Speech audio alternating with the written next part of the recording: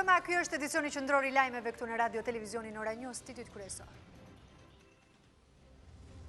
Për janarit ka nisur mësimi i fesë në shkolla, mësimi i pjesë edukatës qytetare për klasat e 6 dhe të 10 në 5 qarqe. Ambasadori OSBE-s apel qytetarëve mos u joshni për të shitur votën. Ju lutem, bëni zgjedhjen e duhur, deklaroi Boshart. Kryeministri reagon për herë të parë për përplasjen mes ambasadorit të Shteteve të Bashkuara dhe kryeprokurorit. Reforma është për njerëzit. Basha u kërkon qytetarëve që më 18 shkurt të protestojnë ashtu si në Rumani, shqiptarët të marrin në dorë fatin e tyre. Intensifikohen takimet mes LSDM-s dhe BDI-s. Teuta Arifi thotë se është kërkuar zbatimi i platformës së përbashkët të partive shqiptare. Mësimi i edukatës fetare ka filluar si projekt pilot me integrimin në kuadër të orëve të edukatës qytetare apo qytetarisë. Burime për Ora News pohojnë se prej muajit janar në klasat e 6 dhe të 10 të shkollave të përzgjedhura në 5 qarqe ka nisur si projekt i lançuar nga Ministria e Arsimit. Integrimi në një lëndë të edukatës fetare në shkolla më 8 prill të vitit kaluar e kishte paralajmëruar vetë Kryeministri Edi Rama. Pas trajnimit të mësuesve për të zhvilluar lëndën e edukatës fetare në shkollat e zgjedhura për projektin pilot, ka nisur integrimi i orëve fetare brenda lëndës së edukatës qytetare apo qytetarisë.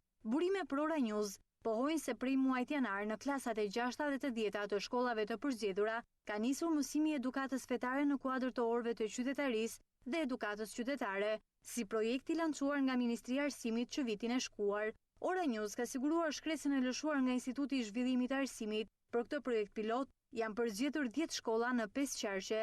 Shkresa mban datën 13 tetor 2016 dhe i drejtohet 5 drejtorive rajonale, përkatësisht Dar Tiranë, Vlorë, Elbasan, Lezhë dhe Shkodër. Përmes kësaj shkrese, u kërkohet mësuesve të klasave të 6 dhe të 10 që të jenë pjesë e një trajnimi me shkollat pilote, në të cilat do të zbatohet draft kurrikula për përfshirjen e njohurive për fenë dhe këndvështrimet fetare e jo fetare. Seminari është organizuar në datat 17 deri në 21 dhjetor. Në 8 prill të vitit të shkuar, Kryeministri Edi Rama ka njoftuar një projekt pilot për integrimin e një lëndë të edukatës fetare në shkolla. Fillimisht kjo ide u përkrah edhe nga komunitetet fetare të cilat u thirrën nga Ministria e Arsimit për një takim konsultativ lidhur me përmbajtjen e tekstit me të cilin do të punonin nxënësit e klasës së 6 dhe të 10. I ftuar në emisionin tonight nga Ilvatare në Ora News, Monsenjor George Frendo ngriti shqetësimin se komunitetet nuk janë thirrur më nga mas për të konsultuar tekstet dhe se nuk dinë se në çfarë fazë është projekti. Kishin sugjeruar që edhe tekstet të shkruhen në kontakt me ne.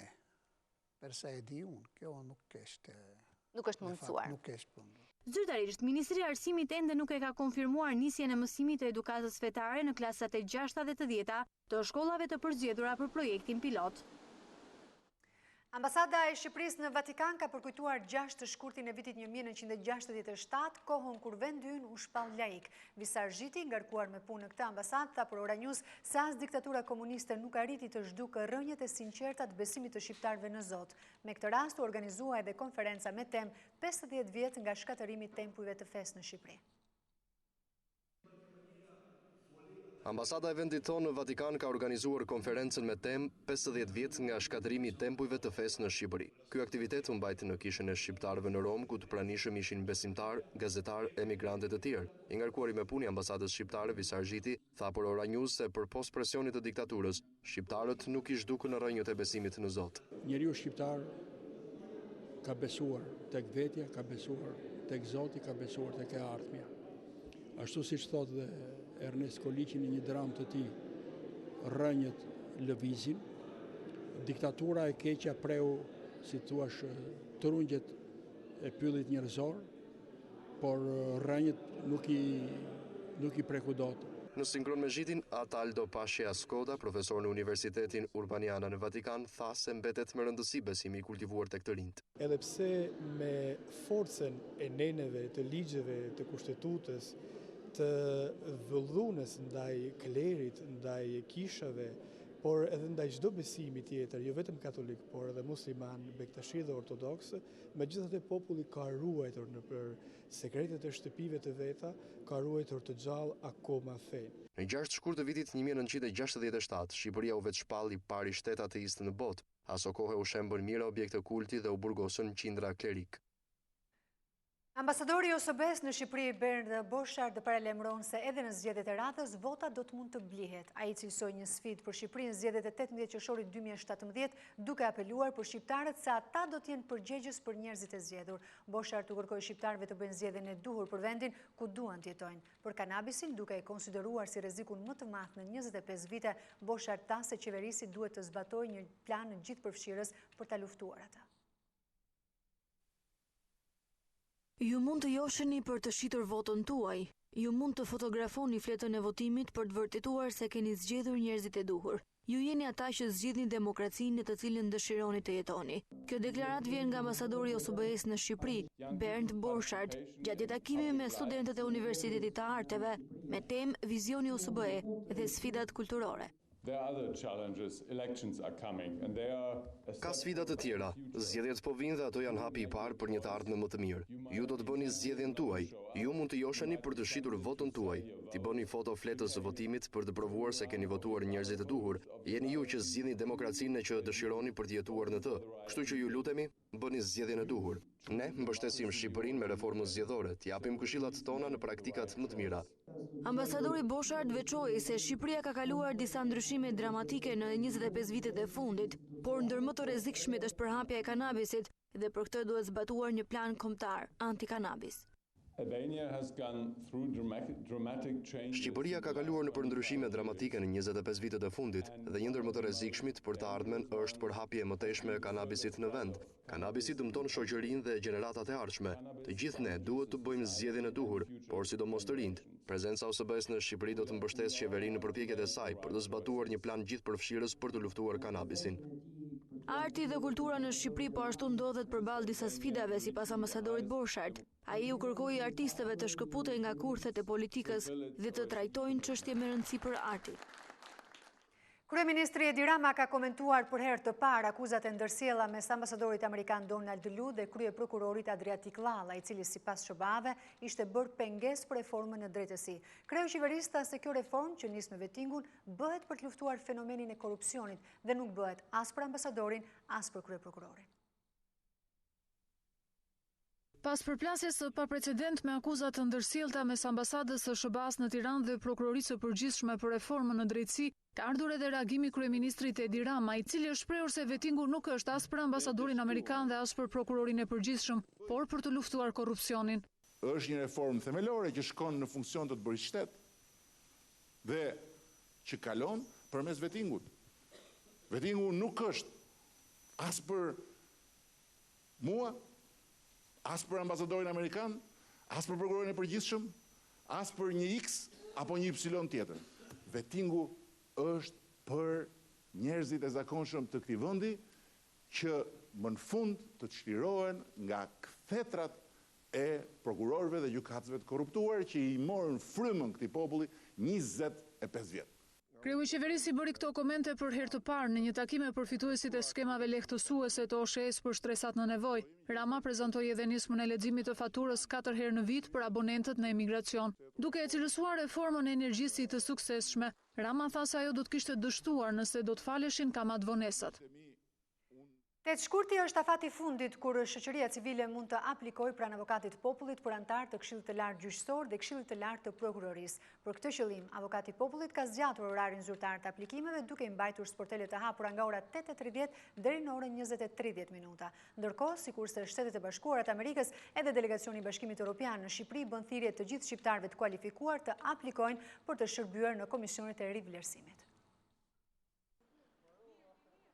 Avokati i popullit ka zgjatur orarin zyrtar në sportelet ku individ të shoqërisë civile mund të dorëzojnë aplikimet për antarët e Këshillit të Lartë Gjyqësor dhe Këshillit të Lartë të Prokurorisë. Sportelet do të qëndrojnë të hapura nga ora 8:30 deri në orën 20:30 dhe kjo sipas avokatit të popullit për t'i ardhur në ndihmë dhe për të lehtësuar organizatat e shoqërisë civile, të cilat dëshirojnë të bëhen pjesë e procesit të reformës në drejtësi, ndërsa afati i fundit për të aplikuar është data 8 shkurt.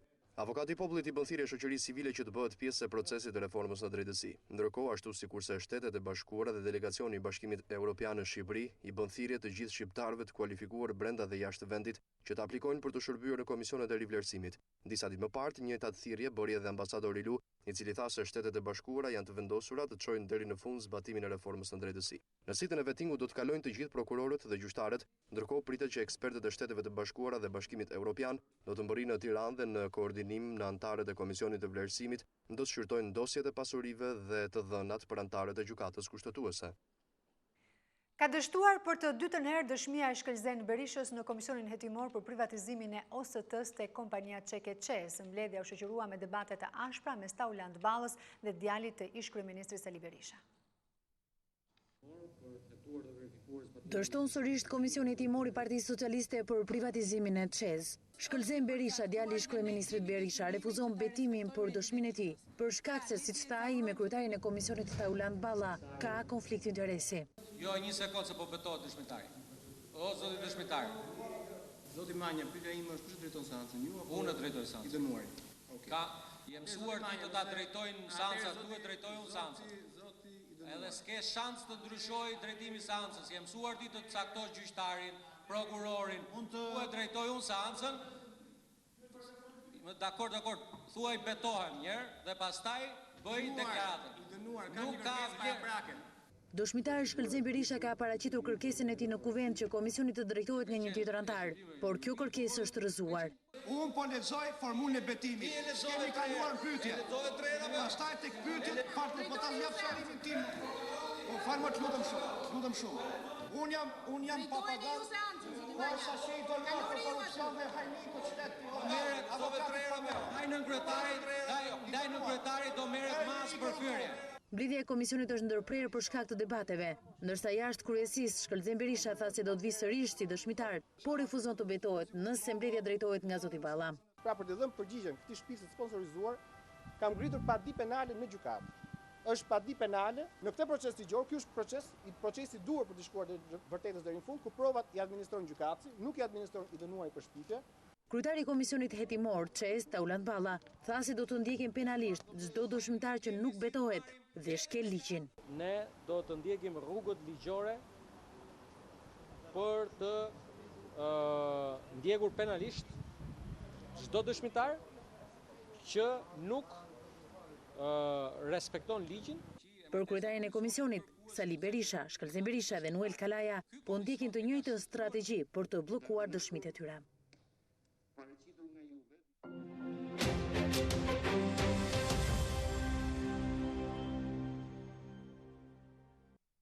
Ministri i Brendshëm Samir Tahiri ishte në Dajç të Shkodrës, ku promovoi nismë Shqipëria pa armë për dorëzimin vullnetar të tyre. Ministri tha se vendi ka humbur mira jetë njerëzish nga armët, ndaj duhen dorëzuar. Imzot Angelo Masafra, i pranishëm së bashku me krerët e 2 komuniteteve të tjera fetare, bëri thirrje që të dorëzohen armët, por nga ana tjetër tha se qytetarët nuk ndihen të sigurt. Shqipëria pa armë rriti edhe në Shkodër. Nisma e Ministrisë së Brendshme u organizua në njësinë administrative të Dajçit, aty ku në tetorin e 2016 2 persona mbetën të vrarë dhe 4 u plagosën pas një konflikti të çastit. Ceremonia e organizuar me mbështetjen e famullisë së Dajçit mblodhi përveç drejtuesve të lartë të policisë së shtetit, krerët e 3 komuniteteve fetare si edhe ministrin Tahiri. Më shumë se sa një armë e varrosur diku në borë, apo e fshehur diku në shtëpi,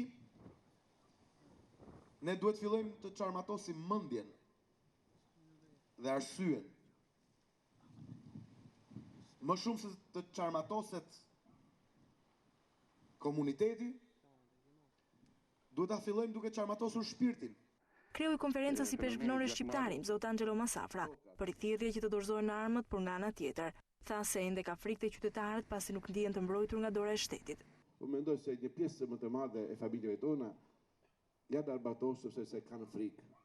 Nuk ndihen mbështetur nga shteti, as nga policia, nuk do të shaj, s'ka pirë pa dera, por nuk ndihen të mbrojtur. Atëherë unë them e bëj thirrje të gjithë ju që keni armët dorëzoni, ju lutem. Sepse pastaj dashur pa dashje, sa fëmijë të gjejnë armët vrasin. Të njëjtin apel bën drejtuesit e tjerë të komuniteteve fetare, ndërsa e veçantë ishte prania e babait të njërit prej të rinjve të vrarë në tetor në këtë zonë. Ai u takua nga ministri Tahiri, i cili e përgëzoi për mesazhin që përcjell prania e tij në nismën Shqipëria Parë. Një tjetër struktur do të ngrihet në Mitrovicën e Veriut vetëm 2 ditë pasi autoritetet shembën murin e parë të ndërtuar në këtë zonë. Lajmi është konfirmuar nga kryetari i kësaj komune, Goran Rakić, i cili bëri të ditur se projekti do të nisë zbatimin ditën e martë. Sipas Rakić, struktura e re do të përshtatet me planin e ndërtimeve në këtë zonë, si dhe do të jetë më estetike në krahasim me murin që u shem ditën e diel. Ndonë se ditën e diel autoritetet shkatëruan murin e Mitrovicës, i cili kishte krijuar tension në marrëdhëniet mes Prishtinës dhe Beogradit, kryetari i Mitrovicës së Veriut, Goran Rakić, ka njoftuar se do të nisë puna për ngritjen e një tjetër strukture që do të ndërtohet pranë zonës ku ishte zbatuar projekti i parë. Ai ka bërë të ditur se muri i ri do të ketë një lartësi prej 70 cm dhe një gjerësi prej 120 cm, sikurse shihet qartë edhe në këtë skemë të prezantuar nga komuna. Sipas Rakić, struktura e re mbështet se do të përputhet shumë mirë me aspektin mjedisor dhe estetik, si dhe do të përshtatet me projektin e ndërtimit të zonës së këmbësorëve në rrugën Mbreti Petër. Ai shton se kjo strukturë do të garantojë sigurinë e qytetarëve serb në Mitrovicën e Veriut. Rakić bëri të ditur gjithashtu se punimet pritet të nisin ditën e martë. I është quajtur i muri i Mitrovicës shkaktoi tension në marrëdhëniet mes Prishtinës dhe Beogradit, tensioni i cili u përshkallëzua dhe si pasojë një sër ngjarjesh të tjera, përfshirë trenin serb dhe ndalimin e Ramush Haradinajt në Francë. Gjithashtu kritikat ashpra ka patur edhe nga partitë opozitare, të cilat kërkojnë shkatrimin total të barrierave që ndajnë Mitrovicën. Megjithatë ende nuk dihet nëse do të ketë kontestime të tjera për projektin e dytë, që është arritur me dakordsinë e palëve. Struktura e dytë e cila dallohet në këtë skemë nuk do të jetë një mur i mirëfillt, por një zonë e cila do të gjelbërohet edhe me pemë dekorative. Për të diskutuar mbi të ardhmen e qeverisë së re në Maqedoni, zyrtarë të lartë të Partisë së Lidhjes Sociale Demokrate dhe Bashkimit Demokratik për Integrim u takuan të hënën në Shkup. Në emër të BDI-s, Teutarifi tha se kishin paraqitur kërkesa të cilat janë të njohura nga Gruevski, por nuk dha detaje të hollësishme. Nga ana tjetër, Radmila Sheqerinska e Lidhjes Social-Demokrate deklaroi para mediave se diskutimi ishte shtrirë në termat e gjetjes së mundësive për të dalë nga kriza politike, për të cilën tha se po e mban peng presidenti Ivanov, i cili nuk po mandaton LSDM-n për krimin e qeverisë. Ky është takimi i parë i përfaqësuesve të dy partive që nga momenti kur i mandatuari Nikola Gruevski, kryetari i partisë VMRO DPMNE, nuk arriti të formojë kabinetin qeveritar. Teutarifi deklaroi se takimet kanë qenë konstruktive, por vendimi i fundit i takon kryesisë së kësaj partie.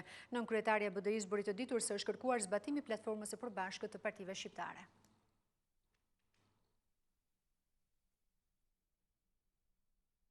Kryetari i Partisë Demokratike Lulzim Basha ka nisur mobilizimin e rinisë për protestën e 18 shkurtit. Pas takimit me të rinjtë e Degës 2, Basha tha se kjo qeveri ka persekutuar shqiptarët dhe është koha që njerëzit të marrin në duar fatin e tyre, duke paralajmëruar skenarin e protestave në Rumani. Kryetari i Partisë Demokratike Lulzim Basha gjatë takimit me forumin rinor të njësisë numër 2 paralajmëroi skenar si në Rumani për protestën e thirrur më 18 shkurt. Basha tha se shqiptarët do të ngrihen për t'i dhënë fund krimit dhe korrupsionit dhe për të garantuar zgjedhjet e lira. E pam në Rumani, tani është radha e shqiptarëve të ngrihen kundër papunësisë, kundër varfërisë, kundër shëndetësisë kolapsuar, kundër arsimit në ditën më të zezë. Tu është ngritur një sistem antivlerash ku krimi dhe kriminali bëjnë përpara, bëjnë deputet, bëjnë kryetar bashkish, bëjnë para e katandi, ndërsa rinia, intelektualit të mençurit detyrohen të shkojnë në emigracion.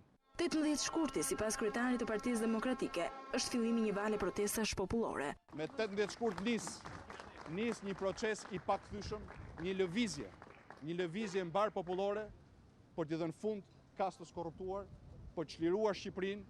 I pyetur nga mediat në qoftë se është i gatshëm të ulet dhe të dialogojë me Partinë Socialiste për kodin zgjedhor, Basha dha këtë përgjigje. Kasta e korruptuar dhe inkriminuar nuk do marrë veshje për të mirë të shqiptarëve, po do ta mbajë Shqipërinë këtu ku është. Kështu siç është.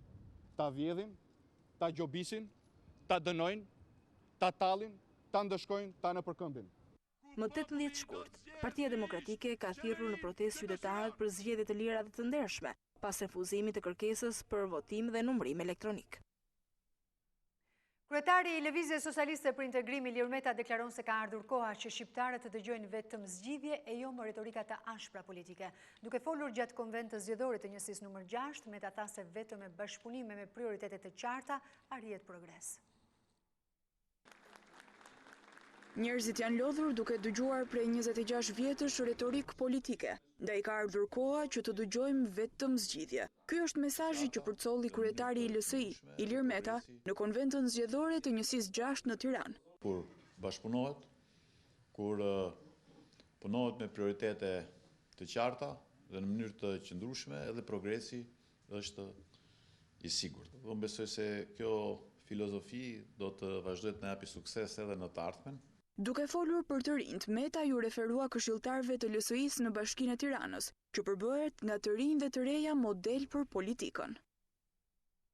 Në Komisionin e Jashtëm, Ministri Ditmir Bushati shpjegoi votën kundër të Shqipërisë për eliminimin e armëve bërthamore në Aleancën e NATO-s. Bushati tha se kjo votë ndryshoi nga kërkesa e Shteteve të Bashkuara dhe Francës. Duke folur për vizitën e tij në Iran si një vend jo me marrëdhënie të mira me partnerët tanë, ministri tha se ai ngriti çështjen e Kosovës, duke qenë se Irani ka ndikim në 3 shtete të tjera si Iraku, Libani dhe Siria. Pas interesimit të opozitës për ndryshimin e votës së Shqipërisë nga pro në kundër eliminimit të armëve bërthamore në Asamblenë e NATO-s, të mbajtur në dhjetor, Ministri i Jashtëm Ditmir Bushati u përgjigj se kjo votë erdhi si pasojë e kërkesës së Shteteve të Bashkuara dhe Francës, si partner strategjik të Shqipërisë. Shtetet e Bashkuara të Amerikës dhe Franca, pra 2 prej fuqive nukleare, rritën përpjekjet pranë aleatëve, por edhe vendeve tjera për të siguruar më shumë abstenime dhe vota kundër. Ju premtua partnerëve amerikan dhe francez që Shqipëria do të kalonte votën e saj kundër. Shqipëria, duke votuar kundër, siç ju e thatë në Gjenevë, e ka të reflektuar këtë gjë në dokumentet e OKB-s. Ministri sqaroi dhe vizitën e tij në Iran, një vend që nuk ka marrëdhënie të mira me Shtetet e Bashkuara, duke thënë se palë iraniane ka shprehur interesin për bashkëpunim me Shqipërinë. Në radhë parë të fillojmë të nxjerrim marrëdhënien tonë nga stagnacioni, të testojmë gatishmërinë e palës tjetër dhe të krahasojmë edhe pritshmëritë nga palët për të hapur rrugët konkrete të bashkëpunimit. Nënshkruam gjithashtu edhe një protokoll bashkëpunimi, që është një nga protokollet më klasike. Jemi duke hulumtuar regjimin e vizave. Ministri tha gjithashtu se në Iran ka ngritur çështjen e Kosovës, duke qenë se ky shtet ka ndikim të madh edhe në Irak, Liban dhe Siri.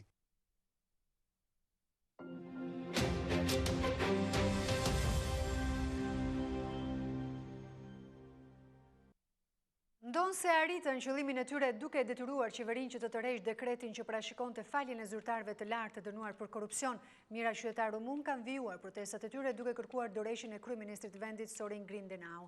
Sipas të dhënave të policisë, afro 500.000 qytetarë kanë demonstruar në të gjithë vendin duke shprehur pakënaqësi për mënyrën e qeverisjes. Protestat e ditëve të fundit janë edhe më të mëdha të regjistruara në vend që prej rënies së komunizmit në vitin 1989. Pavarësisht se qeveria pranoi të tërhiqte dekretin i cili parashikonte faljen e zyrtarëve të lartë të dënuar për korrupsion, qytetarët e Rumanisë kanë protestuar sërish në sheshin kryesor të Bukureshtit për të disatën ditëradhazi në shenjë kundër shtije ndaj klasës së korruptuar politike. Në bazë të dhënave që erdhën nga burimet zyrtare të policisë, numri total i personave që dolën në rrugët kryesore ka qenë afro 500.000. Demonstruesit kanë kërkesa të ndryshme, teksa jo pak prej tyre kanë kërkuar edhe dorëheqjen e kryeministrit të vendit, Sorin Grindenau. Ekspertët kanë bërë të ditur se këto janë protestat më të mëdha të regjistruara në vend që prej rënies së komunizmit në vitin 1989, një moment që të roqi vëmendjen e mediave ndërkombëtare, ishte edhe çasti kur qytetarët ndezën njëkohësisht dritat e smartphone-ve të tyre, duke krijuar një pamje të tillë.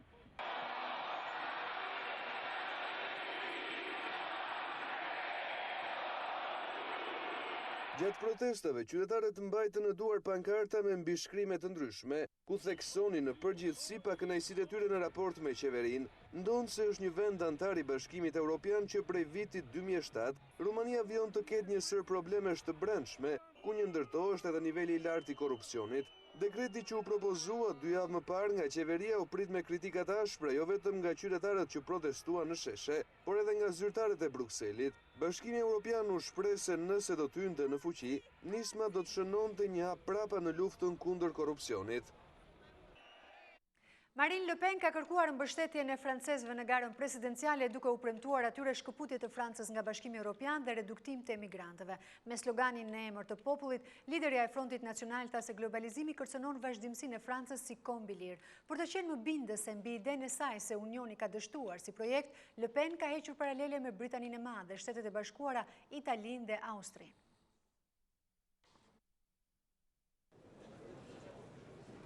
Liderja e Frontit Nacional Marine Le Pen ka nisur zyrtarisht fushatën presidenciale me premtimin për të mbrojtur vendin kundër globalizimit dhe fundamentalizmit islamik nëse zgjidhet presidente e Francës. Para mira mbështetësve në një tubim dyditor të mbajtur në Lyon, Le Pen shpalosi vizionin e saj për Francën me fokus identitetin dhe sovranitetin francez. Ajo tha se globalizimi kërcënon vazhdimsinë e Francës si kombi lirë. Mondialisme économique professe l'individualisme, l'islamisme radical, le communautarisme.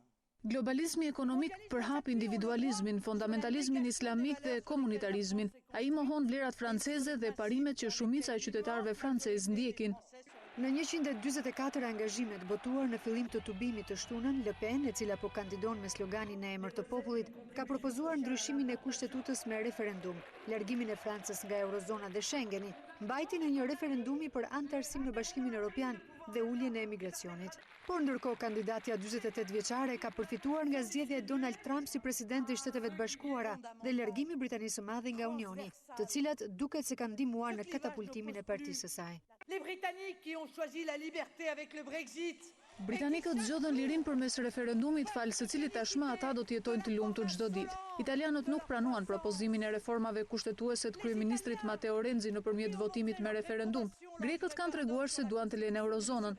Austriakët mbështetën partitë ekstremiste gjatë raundit të parë të zgjedhjeve presidenciale, kurse amerikanët shkuan edhe më tej duke marrë vendime në interes të vendit. Le Pen është e njohur për deklaratat e saj kundër Bashkimit Evropian, të cilin e konsideron një projekt të dështuar. Kriza e migrantëve, sulme terroriste dhe shpërdorimi i pushtetit sipas saj janë arsye që Franca duhet të shkëputet nga Unioni. Kjo e hënë ka shënuar jubileun e Zafirit për mbretëreshën Elizabeta II të Britanisë së Madhe, ose thënë ndryshe 65 vite në fron.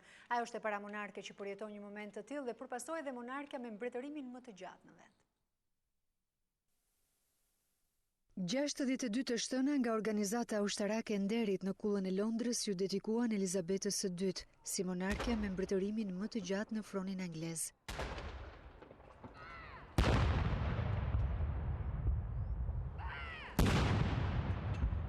Kjo e hënë ka shënuar jubileun e Zafirit të mbretëreshës, ose ndryshe 65 vjet në fron. Dhe Elizabeta është e para monarke që arrin një moment të tillë. 90 vjeçaria ul në fron më 6 shkurt 1952, pas vdekjes së babait të saj.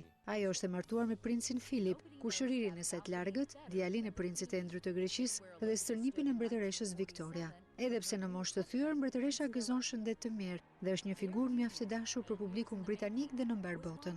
Kjo foto ndërkohë realizuar nga fotografi David Bailey, në të cilën Elizabeta II shfaqet e veshur me një fustan të kaltër dhe bizhuteri zafiri, të dhuruara nga babai i saj mbreti George VI, si dhuratë martese në vitin 1947, është ribotuar nga Buckingham Palace për të shënuar jubileun e Zafirit të mbretëreshës.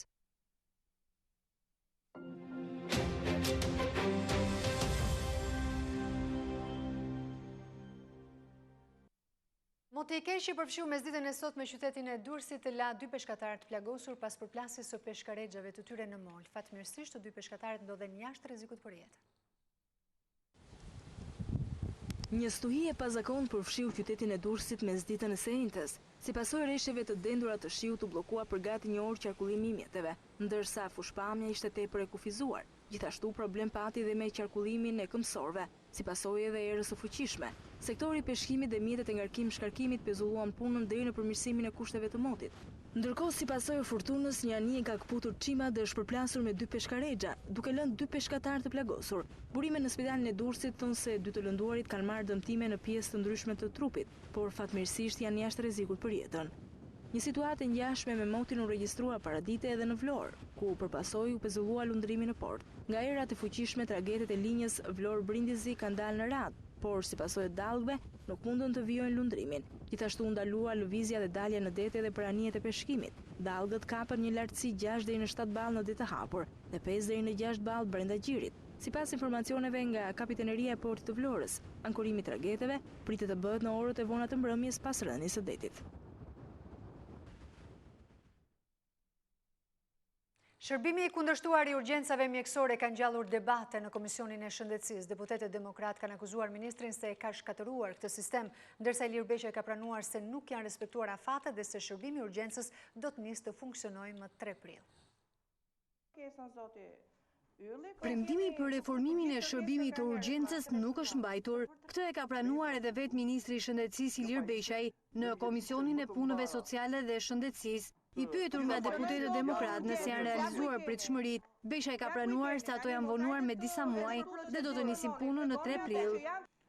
Sigurisht që ne jemi të vonuar me fillimin e qendrës komandës dhe kontrollit unike, por për fat mirë, sot kemi sigurinë që sistemi po instalohet, instalimi përfundon në 28 shkurt dhe në 3 prill duam të dalim live.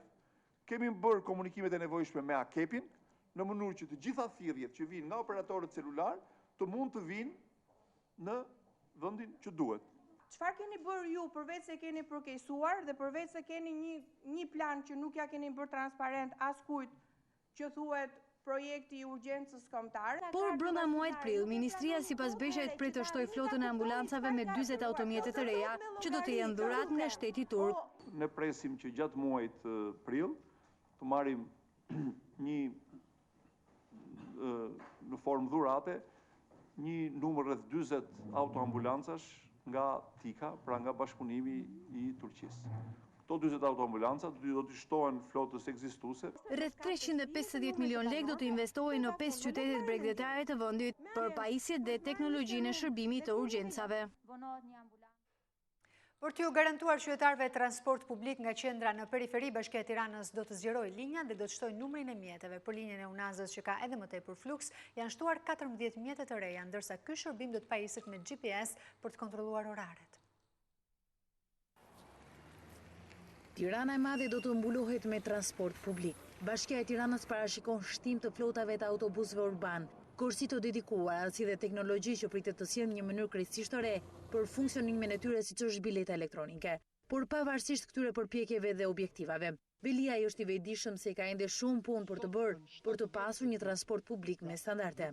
Ne kemi shtuar në linjën e Unazës, duke filluar nga ky muaj, 14 autobus fizharmonik, duke qenë se ka një kapacitet më të madh dhe duke qenë se në orën e pikut, që është ora 7 me 8:30, nevojiten volume të mëdha transporti sepse ka një numër më të madh njerëzish që del eksaktësisht në ato orë për të kapur orën 8 ose për në mësim ose për të vajtur në vendin e punës. Për gjithë autobusët ne do të aplikojmë një sistem pikësh.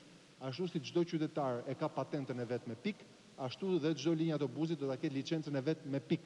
Do të thotë që e fillon vitin me 300 pik dhe për çdo shkelje, në varësi të shkeljes, i ikën një pjesë e pikëve derisa e humbet totalisht licencën. Flota e mjeteve është shtuar për linjat që kanë më tepër fluks, siç është ajo Unazës, ku bashkia bën me dije që për këtë linjë ka 14 mjete të reja. Për të shmangur abuzimet me oraret, Velia i garantoi se do të futet në funksion edhe sistemi monitorimit online të lëvizshmërisë GPS, për të shmangur vonesat e pajustifikuara të mbërritjes në stacion.